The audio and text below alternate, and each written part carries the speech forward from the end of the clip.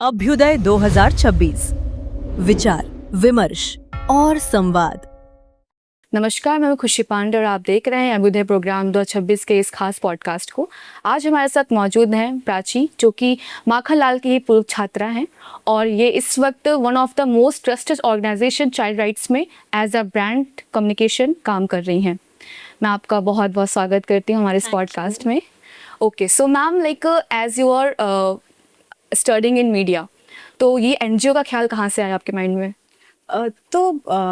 Initially actually आगे जाके ही आया। Initially I was very much into photography, videography. और जब मैं पहले एक ऑर्गेनाइजेशन में थी, नॉन प्रॉफिट ऑर्गेनाइजेशन में, तो वहाँ पे I started as making small documentaries.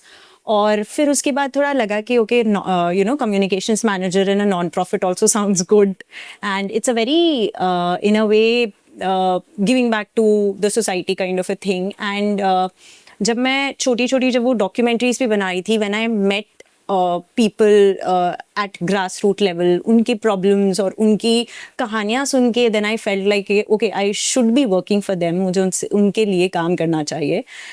तो उस तरह से I entered the industry of non profit organization. And उसके बाद फिर मैंने एज अ कम्युनिकेशंस मैनेजर एक ऑर्गेनाइजेशन में काम किया। फिर उसके बाद मैंने एक और मास्टर्स किया था वुमेन स्टडीज़।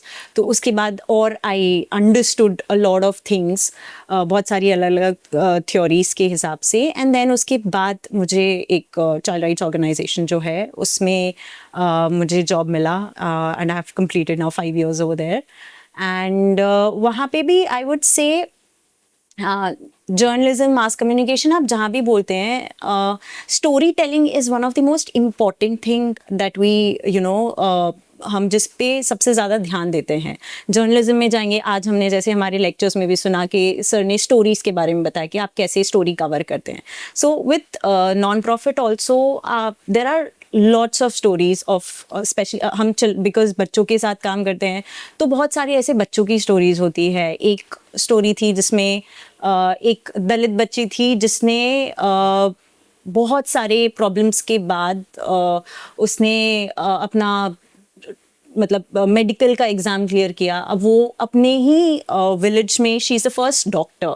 तो ऐसी बहुत सारी स्टोरीज हैं जिसको they just move you, and at the end of the day NGO you need to talk about very compelling stories that reaches people, and then people are, those compelling stories actually move people कि okay, I would like to support this person या I would like to support this child. तो I think story telling जो है आज के दौर में या हमेशा से ही is a very very important tool जिसको हम सबको use करना चाहिए। and that is something very important, how you tell story, how you actually pick one thing और उसको लेकर आप एक चीज़ को हीरो बनाकर आप किस तरह से कैसे एक कंपेलिंग स्टोरी बता सकते हैं लोगों को। तो I think that is something very important. मैं आप मास कम्युनिकेशन फील्ड में थी, आप मास कम्युनिकेशन आपने कंप्लीट किया मास्टर्स, उसमें और भी सब्जेक्ट्स होते हैं, पीआर हो गया, एडवर्टीजमेंट हो गया है, हमारा जर्नलिज्म हो गया है, रेडियो जॉकी हो गया है। स्पेसिफिक आप इसी फील्ड में क्यों आना चाहती थी? ऐसा कुछ इंसिडेंट हुआ आपके साथ कि आपको लगता है नहीं मैं इसमें अच्छा कर सकती हूँ? तो ऐसा स्पेसिफिक नहीं था। एक्चुअली मेरे साथ चीज़ ये थी कि मुझे पता था मुझे क्या नहीं करना है, ये नहीं पता था क्या करना है, बट ये चीज़ क्लियर थी कि क्या नहीं करना है। तो उसके हिसाब से मतलब मुझे ये पता था कि मुझे हार्डकोर जर्नलिज्म में नहीं जाना है। I would like to go maybe, अगर होगा telling, if I have to tell stories, if I want to be a story teller, it can be through photography. तो मैंने अपनी इंटर्नशिप भी फोटो जर्नलिज्म में की थी for some time with Ahmedabad Mirror उस टाइम पे। फिर उसके बाद फिर मैंने वीडियो, और जैसे मैं बोल रही थी कि मैंने छोटी शॉर्ट डॉक्यूमेंट्रीज भी बनाई थी, जो वीडियो केस स्टोरीज होती है फॉर नॉन प्रॉफिट ऑर्गेनाइजेशंस, वो भी जो हमें डोनर को फिर प्रेजेंट करनी होती है, तो वो सब भी बनाई थी। और मेरा हमेशा से कैमरा को लेके बहुत ही इंक्लिनेशन था। बट देन फिर वो भी मैंने सोचा कि हाँ, this is good, this is going good, but उसके बाद वो होता है ना कि एक टाइम के बाद आपको लगता है कि ओके, अब कुछ नया एक्सप्लोर करना है, कुछ नई चीज़ें सीखनी है।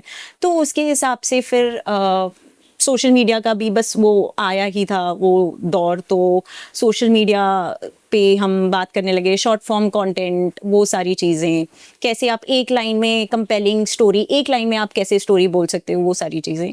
तो ऐसे करके फिर मतलब brand and communications, and because I have always been very incline towards visuals, because photography और वो सब है, तो कैसे हम एडवर्टीजमेंट के थ्रू, कैसे हम अलग अलग कलर्स के थ्रू ब्रांड, जैसे ब्रांड गाइडलाइंस जो होती है उसमें स्पेसिफिक कलर्स होते हैं कि ये एक कलर है, इसका मतलब ये वाला ब्रांड है।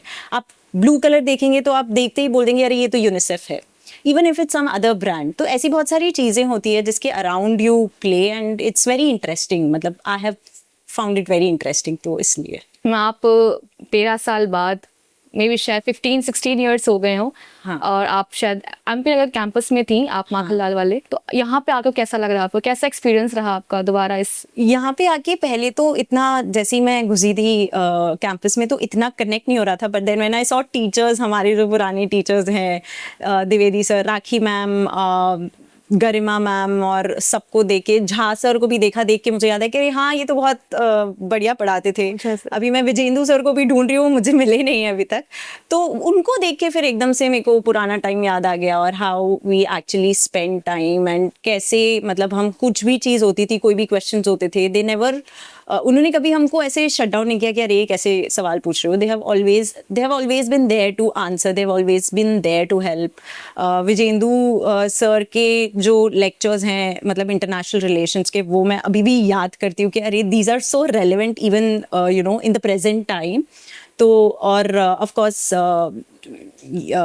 गरिमा मैम के जो लेसन्स हैं एडवर्टीजमेंट और ब्रांड के, उसको लेके, तो वो सारी चीज़ें actually it felt very nice कि ओके, मतलब अच्छा लग रहा था आफ्टर सो मेनी ईयर्स हम फिर से मिले सबसे। तो हाँ, इट वॉज वेरी नाइस।